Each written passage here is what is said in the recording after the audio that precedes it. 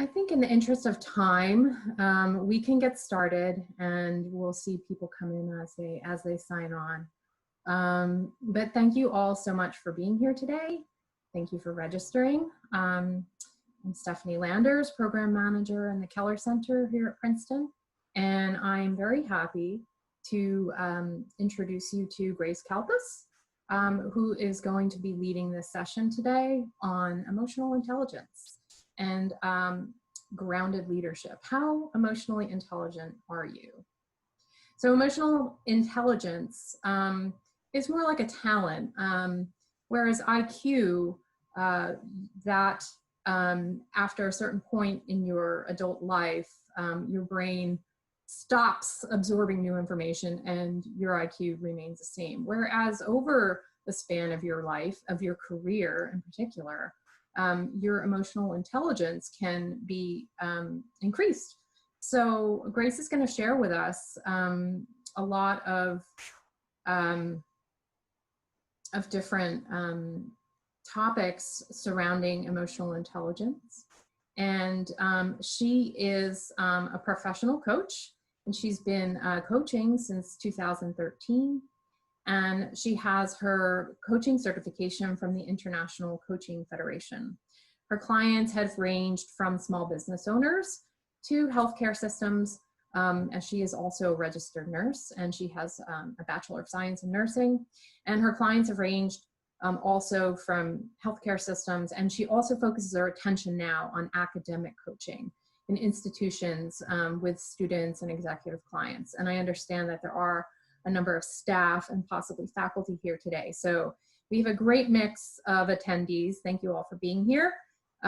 Grace is currently affiliated with the Durr Institute for New Leaders at Rice University, Cornell Engineering, University of Denver, which you can see behind her is the lovely city of Denver, University of Texas at Austin, and the University of California at Irvine. So thank you so much for being here today, Grace. Without further ado, I'm going to hand it over to you, and looking forward to hearing from you about emotional intelligence. Thanks. Thank you, Stephanie. I'm going to go ahead and share my screen here. Give me one sec. All right. Is that coming through okay, Stephanie? Yes, it is. We can see it fine. Thanks. Great. Okay, so hi, everybody. Thank you for being here. This is Grounded Leadership, starting to really question, how emotionally intelligent am I? And so we're going to give you a little bit of 30,000 foot view of what is emotional intelligence, why it's important, what's it consists of, to kind of give you an idea, well, to give you some knowledge to actually ask yourself that question. And as Stephanie said, I am a nurse. I practiced in healthcare for quite a long time, but I also worked in, I think it's this building right here, the state capitol, for quite some time as a lobbyist for the governor's office in environmental protection and public health. I have also worked in startups in the healthcare sector for telehealth, and have spent quite a bit of time coaching over the last somewhere between 10 and 15 years, and most recently have been working with graduate students, PhD students, undergraduate students, and executive clients from different universities around the United States. So that's a little bit about me. You can see I went to the University of Michigan and graduated from Grand Valley with a master's in public administration. So now you know who you're listening to. So I'd like to know just who's here. If you guys wouldn't mind just throwing in the chat, go ahead and put in your name, and if you're in school, your major. If you're not in school, what are you doing? And what do you expect to get from this course? And I'll go ahead and take a look at those and kind of call some of that out as they come in. I can find the chat. There we go.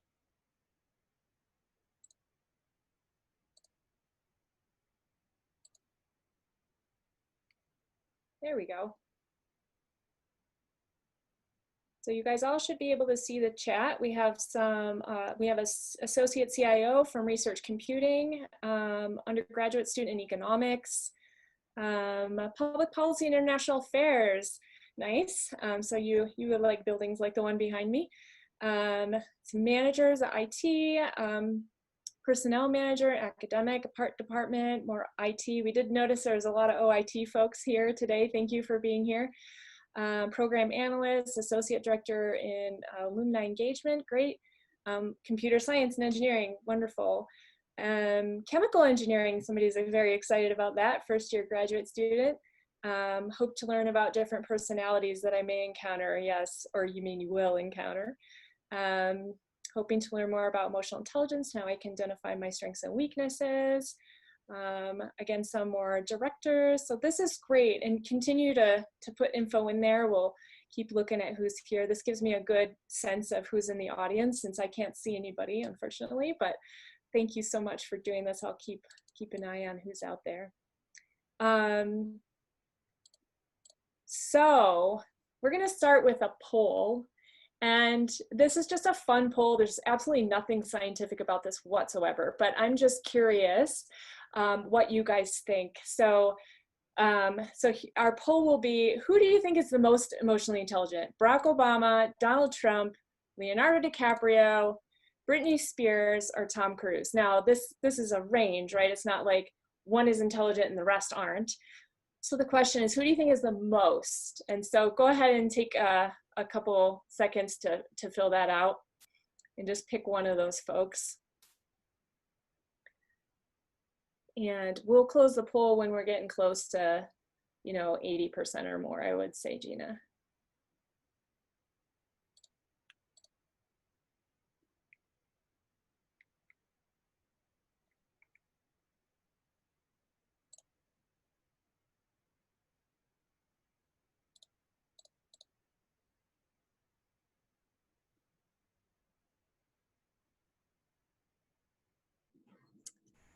Grace, did you want me to also show the results as well? Yes, please. Thank you, Gina. Gina's our guru behind the scenes here. So. Awesome. So, okay, great. So 71% said Barack Obama, 2% Donald Trump, and so on. So that's great. And I'm actually going to go on mute and take a screen capture because I might just make the noise here. Sorry. I want to use this again later. Okay, great.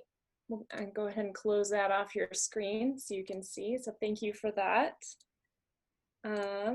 So again, the objectives that we're going to meet this hour is to accurately define emotional intelligence and why it's important, to understand the composition of emotional intelligence. This has actually been studied and broken down by psychologists over decades. Understand how emotional intelligence is measured and how it can be improved.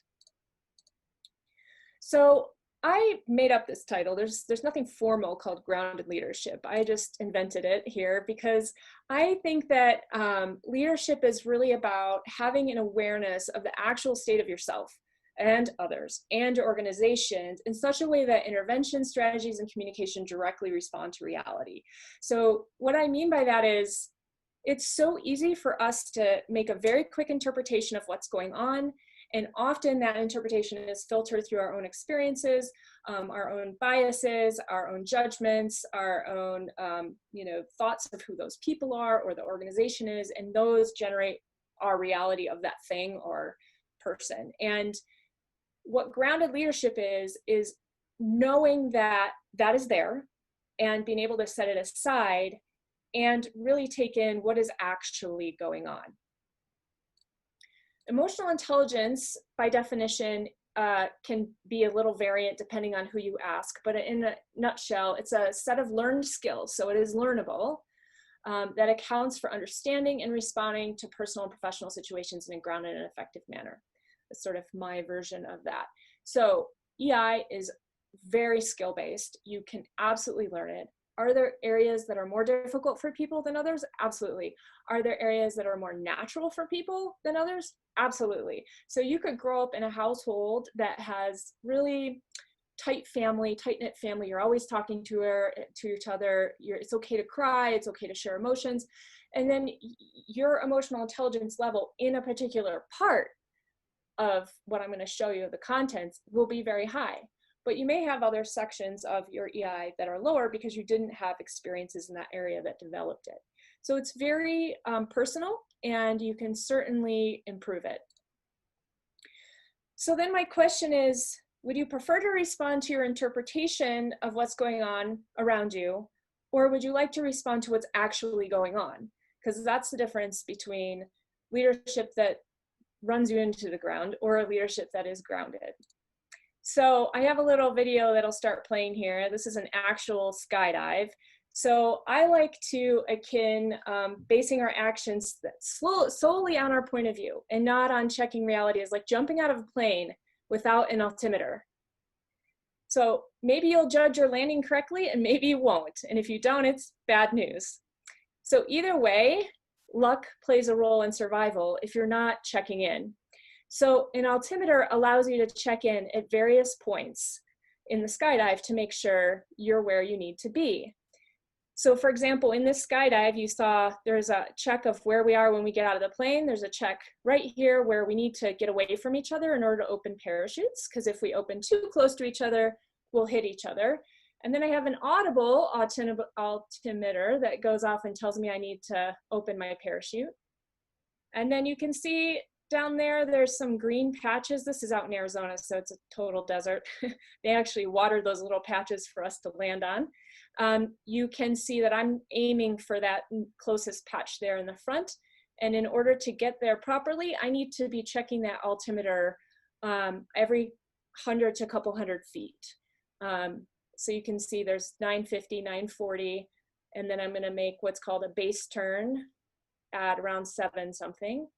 So 770.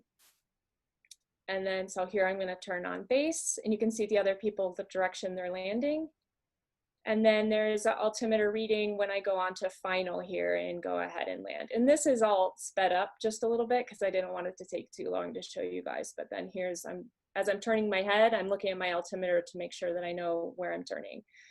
And so with that information and paying attention to it and not just using my eyesight and my judgment, I'm able to land on that little tiny piece of grass on my feet without hurting myself. So that's a nice little visualization of how important it is to really understand yourself and your environment. So emotional intelligence, some say EQ, you can say emotional quotient of intelligence, or EI, is a set of emotional and social skills that collectively establish how well we perceive and express ourselves, communicate our thoughts, develop and maintain social relationships, cope with challenges, and use emotional information in an effective and meaningful way. When we can develop our EI, these areas, it leads to an understanding and congruence with reality, what's happening to us and around us. So some of the benefits of understanding EI and improving your EI is teamwork is more natural, you're able to communicate more freely, there's less drama, there's comfort with discomfort and the unknown. That's a big piece that, especially now, we're all facing, is that things can change on a dime, and our ability to be in the space of discomfort with other people is very powerful. The ability to have tough conversations, stay strongly connected with high performance, or sorry, the benefit is being strongly connected with high performance and leadership outcomes. You can get promotions, people will give you good references and referrals, you'll have greater self-control, improved work environment, greater creativity, and increased life and professional happiness. So there's actually, I'm not sure I have this in this slide, but there's actually a measurement in the assessment I'm going to show you of happiness, and that is a measurement of 4 qualities of the EQ assessment. The functional impacts on others is they feel heard, they don't shut down around you, they have an opportunity to contribute in meaningful ways. They're trusting of your direction, there's more buy-in, and they feel more welcomed and more comfortable in this space. So essentially, people will begin to relax because they know that they can say what's there for them, and it's not going to be a political problem or a big judgment or anything, because we've learned to become you know, grown, emotionally intelligent adults, and we can handle whatever is there. And that's important because if we can't do that, we don't know what reality is. So reality checks, speaking of that, is really looking at assessing yourself to start with. So there's a couple ways to check in on your own EI. So EI is considered a talent assessment. It is considered psychometric, which means that it must have a debrief by a professional. It's not something you can just go on the internet, put in your information, and it spits out a number.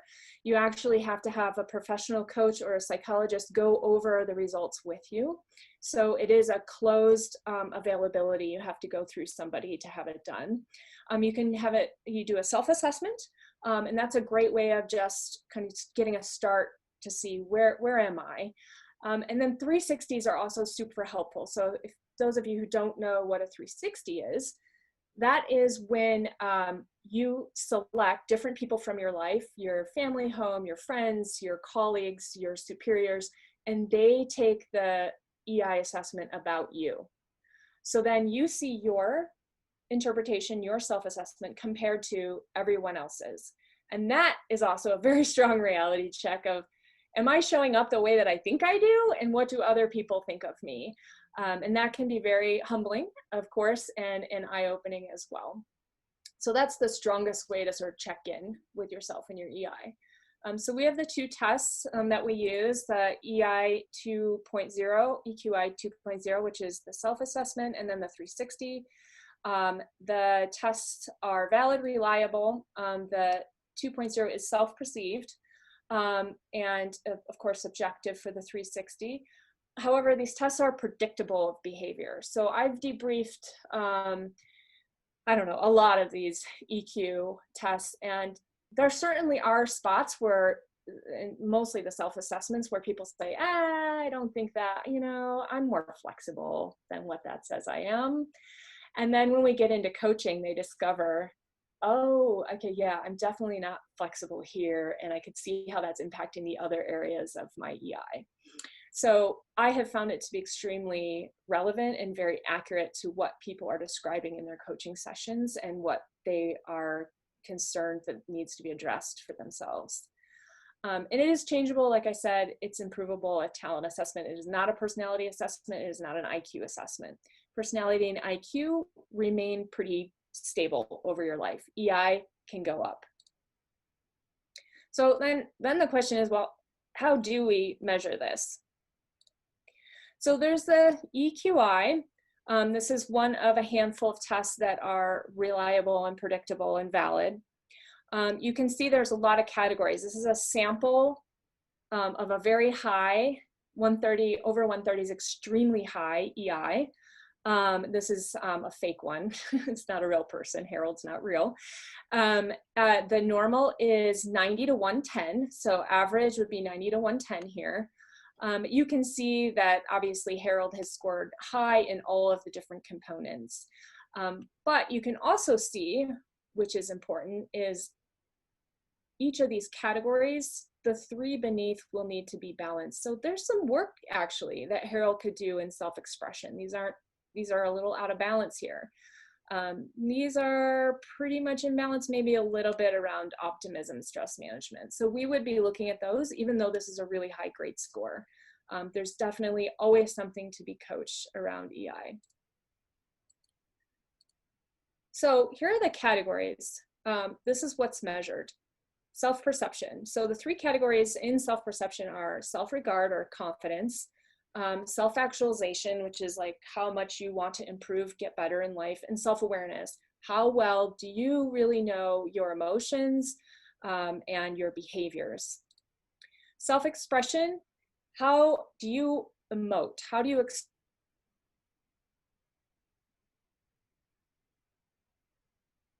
in a constructive way, or are you aggressive? How independent are you? Do you need everyone to approve your ideas, or do you feel pretty confident that it's the right thing? Interpersonal category, we call a composite, is interpersonal relationships. How your relationships, are they functional? Do they make you happy? This is actually one of the components of happiness. empathy, your ability to feel what other people are feeling and appreciate where they are, and your level of social responsibility. How responsible do you feel to your community?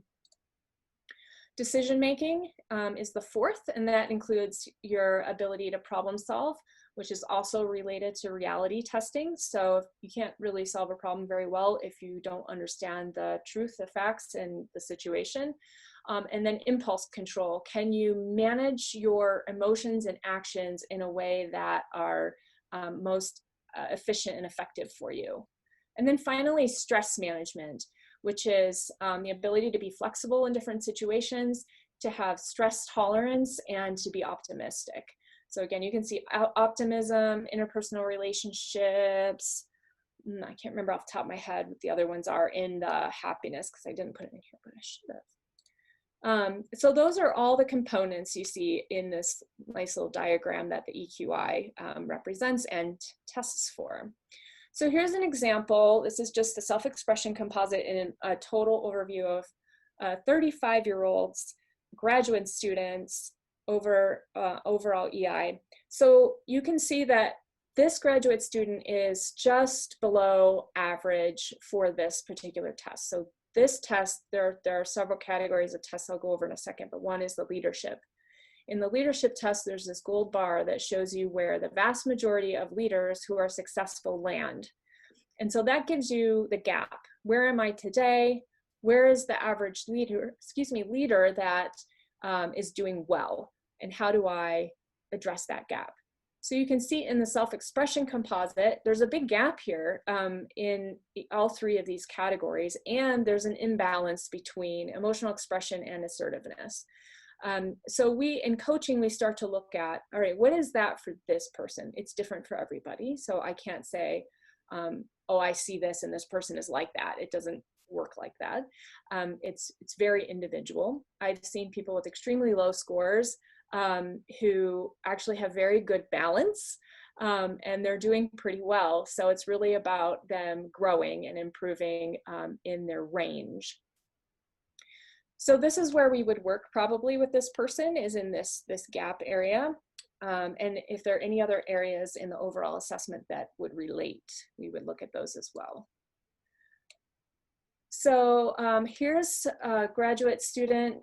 This is their overall composite score. You can see that they have gaps or imbalances here in self-awareness and emotional expression, and how strong their stress management composite is. So there's a big connection here when we look at each of these different sections.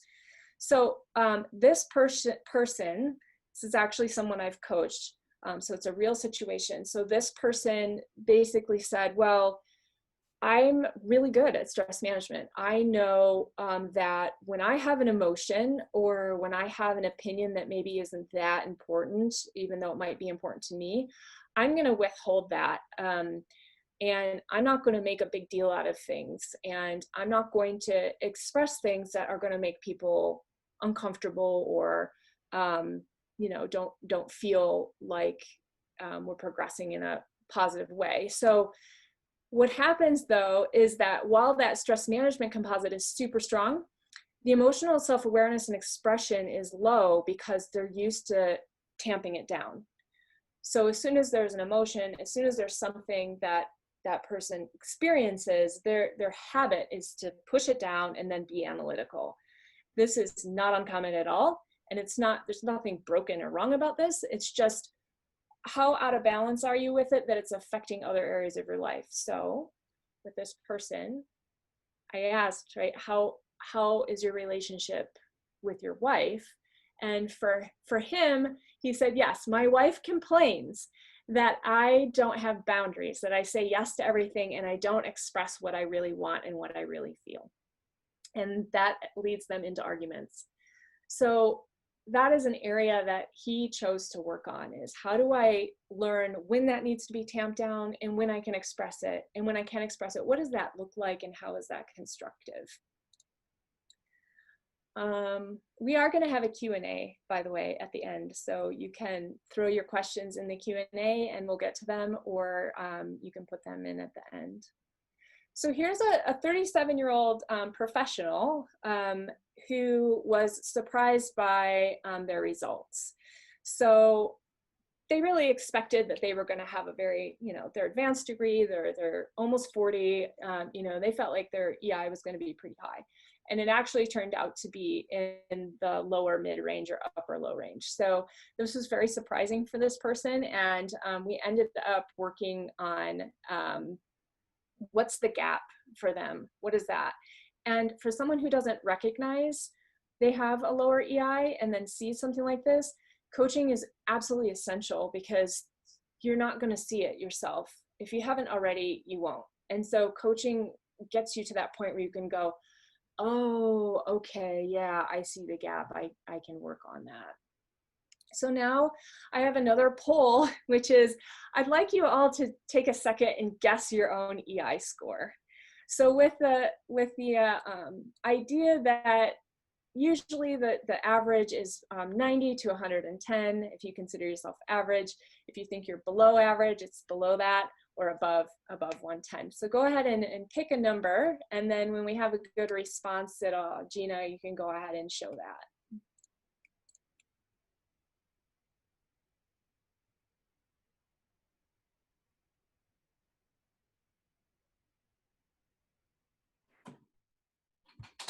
We're just about 3/4 of the way. Give it another second.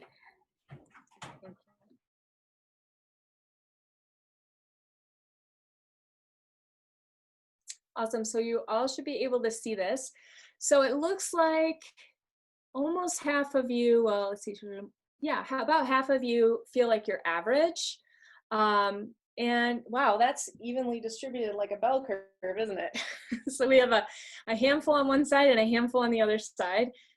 Maybe a little bit more thinking they're on the low range. So thank you, Gina, for showing that. That's great. So let's keep that in mind. Whoops, I don't want to play this yet.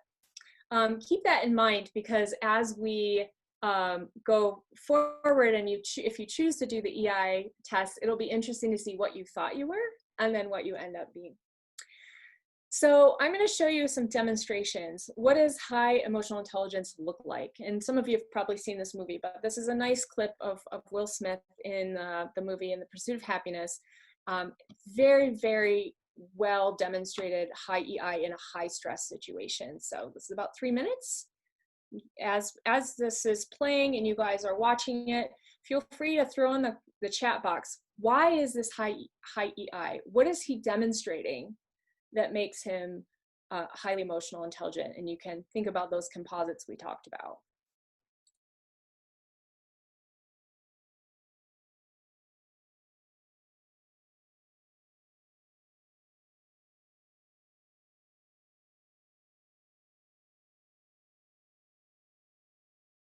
All right, so think about that. We have some answers coming in. So he's personal with each of the board members, enthusiastic and confident, calm, paying attention, situationally aware, honesty, confidence, introspection. Yeah, he was very related, authentic. Yeah. So he didn't make anything up. He even said, I couldn't make anything up. Here's the truth. He was present. Positive, calm, assertive with his answers, easily relatable, yes. Making a joke, easing the tension, so aware of how tense it is for everybody that he came in like that. Very good. Yeah, so awesome. Yeah, thanks for that.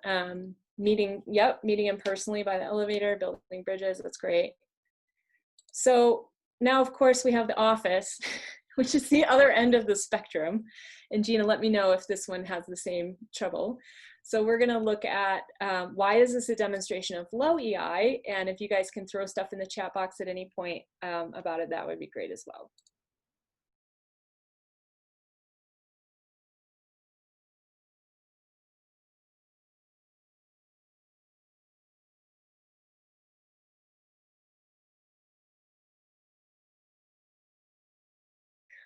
Yeah, so you guys got it.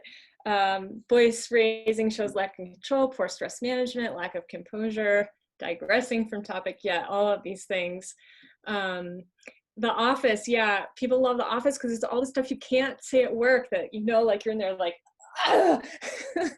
So yeah, I thought it was a really good extreme example. And, you know, there's always a time in our lives, or maybe it's more for some of us than others, where we do show this. We show this with our family, our children, our wife or husband or whatever. We just have a total meltdown because the stress is too high. So I think we can all sort of relate to this on one level or another. All right, so now we're back to that other poll. I want to see if there's been any change. So who is the most emotionally intelligent? Thank you for putting that up.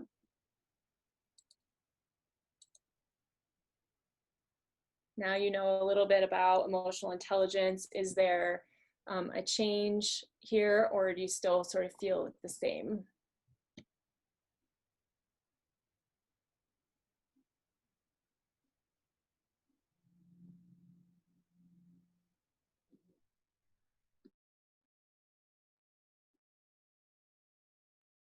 Oh, wow, Barack Obama went up substantially there from the 70s to 82. Yeah, good. All right, yeah, it's a good difference there.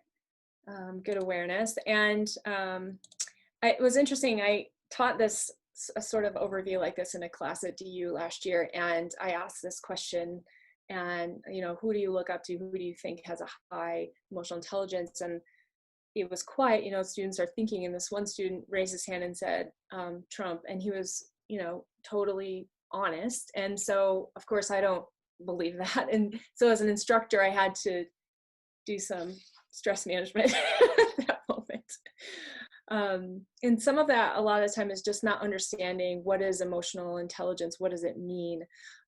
For him, the reasoning for him was that he knew how to manipulate people.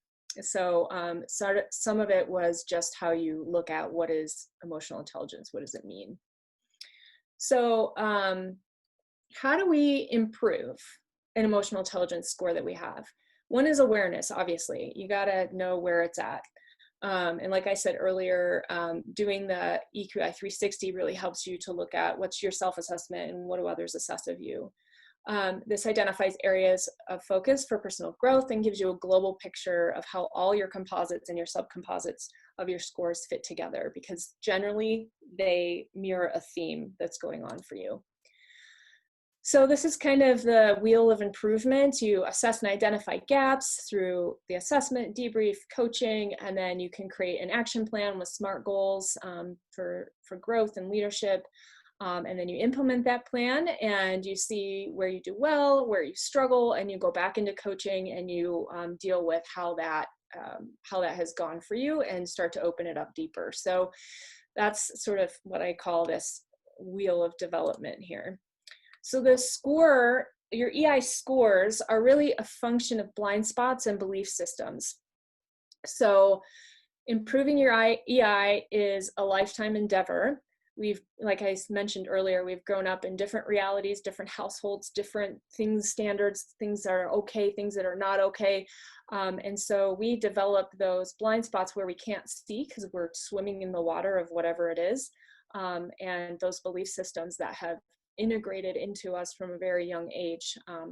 So it can take a lifetime to go through the different layers of those things that have been built up over time. Growth often happens as a result of mistakes or regrets if you have a growth mindset. So often we grow our EI just as we get older naturally because we want to be better people, and we have a scenario and we make a mistake and we say, I'm never going to do that again and I'm going to handle it this way instead. And so those are natural growths of our EI. However, you can get rapid growth of your EI through coaching, through that self-awareness, actively learning to form new habits and identifying those beliefs and blind spots, and then transforming them into something that's more effective for you. So just to give you an idea of coaching, because I'm a coach, this is how, one approach to working with EI. So you have that ingrained perspective or belief systems or blind spots, and that's the water you swim in creates your thoughts, your interpretations of things. It's like a filter through which you experience life. And then that drives what actions you're going to take. And then from there, those actions lead to the results that you get in life. So in order to change your results, we often just change the action, change the action, change the action. But what really needs to happen when you're not able, when you're stuck essentially, is that you got to go in here and look at what's happening in the background that you're not aware of. So here's an example, this is a real example from a client I had that felt like grew up with, you must control yourself, control those emotions. It's easier for me to be neutral, to manage myself, and I don't burden others with my emotions. The actions are that he holds back and doesn't hold personal boundaries and says yes too much, and then ends up overwhelmed, frustrated, late on projects, and disconnected from family. So coaching helps identify this and interrupt it. So a shift to that would be neutral is limiting my ability to develop relationships, manage my workload.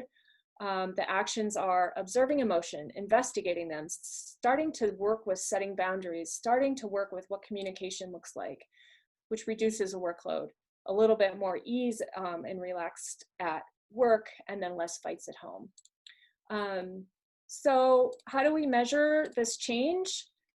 So because the EQI is a comprehensive assessment, short interventions such as 4 or 5 coaching sessions or therapy are unlikely to shift the entire EI as a whole, but it will shift those little areas that we worked on.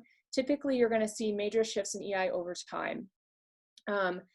So over years of growth, you're going to see that substantial change in the assessment. But really, in order to measure it, what you're looking for is, am I getting better results in my life? That's the true measurement of how well you are improving your EI.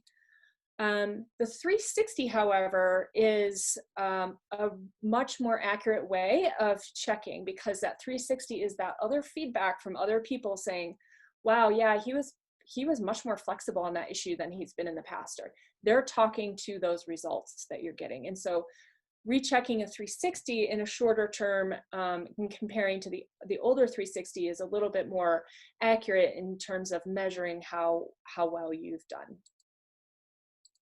So in summary, going through our objectives, we've defined emotional intelligence, identified why it's important, and we've discussed the composition, we've identified the method for measuring and ways that it can be improved. So that's sort of our 30,000-foot view of what is EI, why is it important, and where you might be on the spectrum. So this is just for if you decide that you want to take this assessment, you can go to my webpage and you can just go and take it. I will send you the results when you pay an invoice. And I'll give you $100 off if you mention this webinar. Or you can schedule a free 15-minute consult off my webpage and just talk about it if you're not ready to go. So that is available to you if you want to move forward. Also, I know we have a lot of OIT folks on there. If there's some work that OIT wants to do, you can get in touch with Stephanie, and she can make an introduction so that we can talk about what that might look like for you. So we're going to have a Q&A now, and I just want to make a note, like make sure that you respond to, oh, and I do have one more poll, don't I? I totally forgot, I didn't put in there. I have one more poll for you. Could you put that up, Gina? There we go. So I'm just interested in how likely any of you are to go get your EI assessed, whether it's from me or somebody else, to know where you're at. So if you could go ahead and choose something there, that would be great. And then Gina, you can show that as well. It's okay to show that. And while you're doing that, if you're completed, you can go ahead and put any questions you might have in the Q&A. We have a little over 10 minutes that we can answer questions. All right, great. So we have 40% is somewhat likely. Likely is 37%, very likely and definitely. So there's definitely a lean toward this is interesting. I want to check and see what this is all about. So great, thank you for that. And then I know Princeton will do a survey on how this webinar was. So when you get that survey, please respond to it, because that helps improve all of our efforts here to provide information and education for you guys. So Gina, we can go ahead and take questions. Sure. We have one submitted so far. What is the cost of the assessment? I knew that would come up, right? So it depends on which assessment. So there's a 360, there's the self-assessment. Under the self-assessment, there is a higher education benchmark. There is a workplace, so for people who are mid-level or individual contributors, and there is a leadership, which is for people who are in upper management or are looking to go to upper management. Each one of those have a different cost. They're all listed on my website, so if you go to that page where it's betweenthewords.org/assessments, you'll be able to see all the prices. And then you can have $100 off of any of those that you choose. For higher ed, with $100 off, the higher ed assessment is, with the discount, is $300. And that includes the test and an hour debrief. And how long is the assessment? I had somebody complete it today in 7 minutes. It's never more than 15 or 20.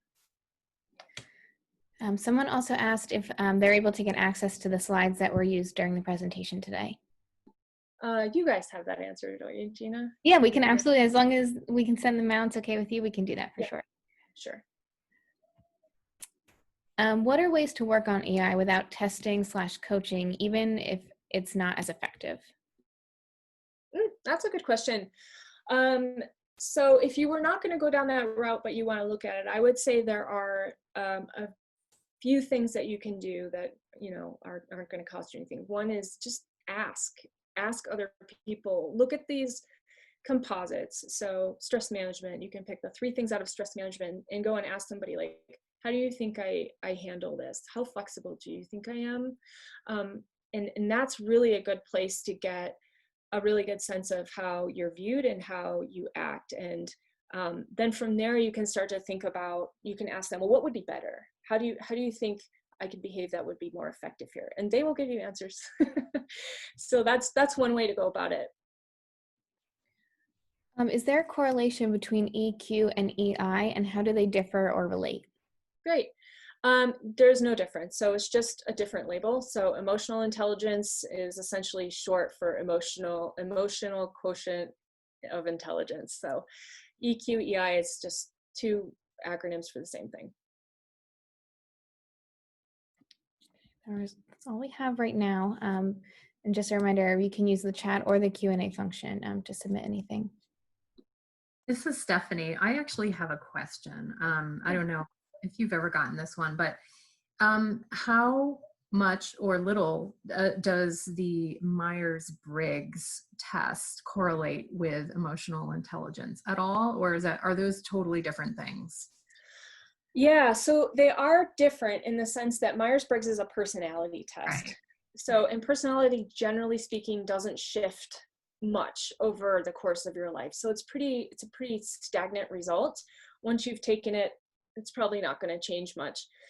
Does personality impact EI? Absolutely, it does. And so there's a correlation, or connection is probably a better word, between the two, that you'll see certain personality types are going to struggle in certain EI areas, and those are related. And that may take that person more focus and more work to adjust that area, because it's really uncomfortable for them. It's outside of their personality zone. Right.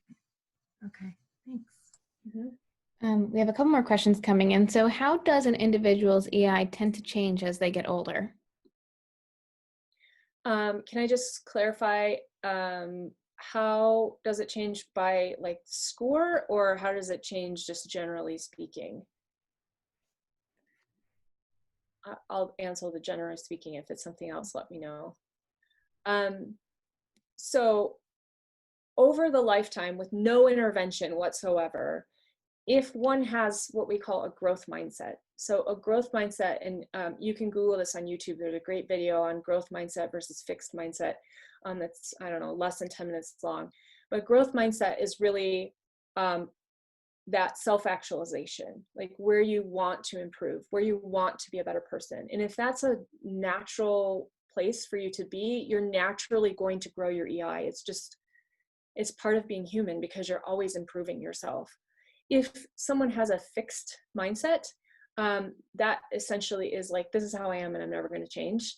and I like who I am, and that's just it, then it's probably going to be extremely incremental, and often will take a traumatic event for there to be any real shift.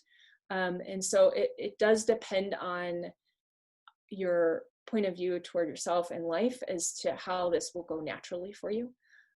For folks that have fixed mindsets, and they can shift to a growth mindset. So you're not like fixed mindset. You can move to a growth mindset and start to shift it. So intervention's one way, a natural with growth mindset is another way, just for examples. And the question was in regards to generally speaking. So, Okay. Are there certain signs that would lead you to believe that you should take an assessment? Yeah, I would look at how successful you feel you are in certain areas. Again, I think asking other people can be more effective.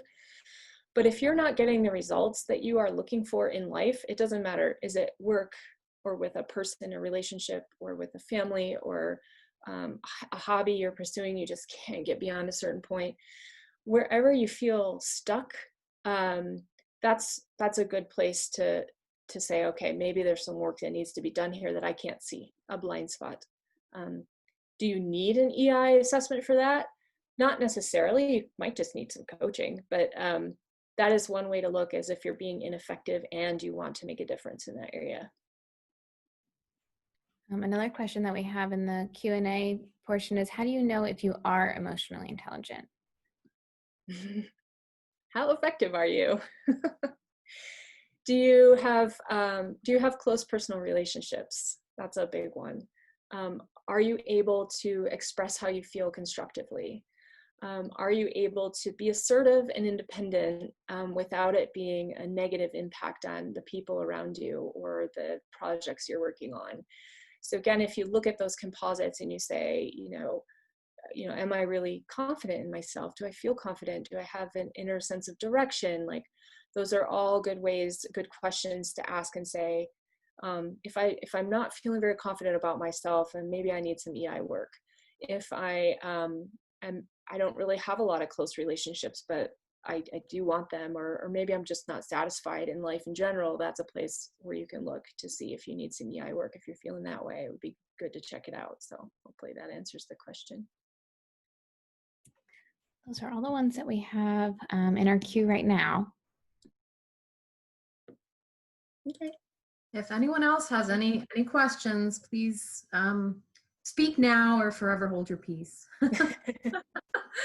And Stephanie, do you want to speak to where this will be available? Because it is being recorded, right? And you're going to make that available. Yeah. So let me just come back, because I know you probably just love talking to this random voice in the sky. So typically what we do is, so we now have to send all of our videos for captioning as an accessibility feature. So once we do that, then we will be able to make this available on the Keller Center's YouTube channel. And we will definitely share out the link with you. We can also share the raw video with you, but I think sharing it on the YouTube channel will get point a lot of people in that direction. And I think there's a link from our website that takes you to that channel. So we will make sure to share the content with everyone once we have. And it'll be on social media too. So you'll announce that on social media. Exactly. Yeah. Yep. Okay. Mm-hmm. Perfect. Did I see thank you guys. Did I see another question come in, or let's see? There were two more that came through the chat. Sure. I can read them quickly. So one is, how can you influence others to be aware of and improve their growth mindset and EQ? Yeah, isn't that the tricky one? Well, that's sensitive, because you don't want to get too intrusive in other people's lives. So it certainly depends on your relationship with that person, and what if you're their boss, that's one thing, right? You have a place to stand authoritatively with it. If you're their spouse, there's, if you have a good relationship, you can communicate it in a way that works for the two of you. If it's a friend, same thing. If it's just a coworker or somebody like that, it's tricky, you know, it's very tricky. So it is a line that you have to be careful walking, because people can definitely take it as an insult. And so you need to be gentle there. And the other question we have is, how do I work effectively with someone with low EI? That is a great question. So a couple things. Off the bat, the reality thing is important. So focusing on your own EI first is important to know and understand, where are you strong? Where can you leverage your current EI skills to access better communication with that person? So knowing what that is and what that looks like and how you can approach that person in a more effective way is going to be variant on where you're strong. So one person's approach is not another person's approach. So I'm not going to be able to say, like, do this and it'll work. It really comes from your own personal growth and your own personal strengths. And I have to say, it does come from motivation too. Like, how motivated are you to work with them, and how difficult are they to work with? Because in the end, you have to let go of yourself, your own opinions, your own judgments, and you have to fully be able to be with that person in order to discover what's going on for them that might be blocking them here, and then be a space for them to express that. And that, honestly, that can take work to get to that place where you can put yourself aside and be there for that person.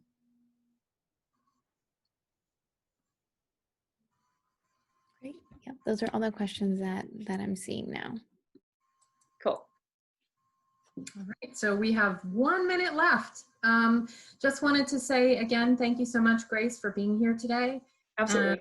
And, you know, as she said, Grace said that if anybody is interested in you know, any of these coaching sessions, or actually taking the quiz, exam, whatever test, Yeah. please, you can reach out to me, Stephanie Slanders at princeton.edu. We can get you connected to Grace. And thanks everyone for being here today. Thank you. So thanks. Have a great weekend, everyone. Thanks, Stephanie. Thanks, Gina. Take care.